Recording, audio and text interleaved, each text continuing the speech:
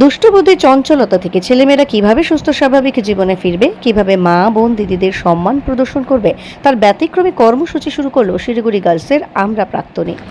যেসব ছেলেমেয়ে একটু চঞ্চল বা মোবাইলে আসক্ত হয়ে বিভিন্ন দুষ্টবুদ্ধিতে মেতে উঠেছে, তাদেরকে তারা কাউন্সেলিংয়ের মাধ্যমে সুস্থ স্বাভাবিক জীবনে ফিরে আসার বহু পরামর্শ দিলেন।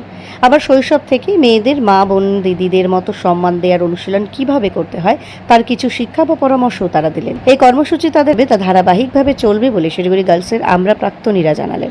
তারা একসময় শিলিগুড়ি গার্লস হাই স্কুলে পড়তেন, এখন প্রাক্তনী, কিন্তু তারা যে শিলিগুড়ি গার্লসে পড়তেন তা তারা প্রাক্তনী হয়ে বজায় রাখার চেষ্টা করছেন তাদের সামাজিক ও মানবিক কাজের মাধ্যমে। তারা তাদের কাজের মাধ্যমে বারবার এমন বার্তাই দিচ্ছে যে শিলিগুড়ি গার্লসে পড়ার সময় শুধু পুঁথিগত বিদ্যাই তাদের দেয়া হয়নি, মানুষ হিসেবে সমাজের প্রতি যে আমাদের মানবিক ও সামাজিক দায়বদ্ধতা রয়েছে সে শিক্ষাও তারা পেয়েছেন।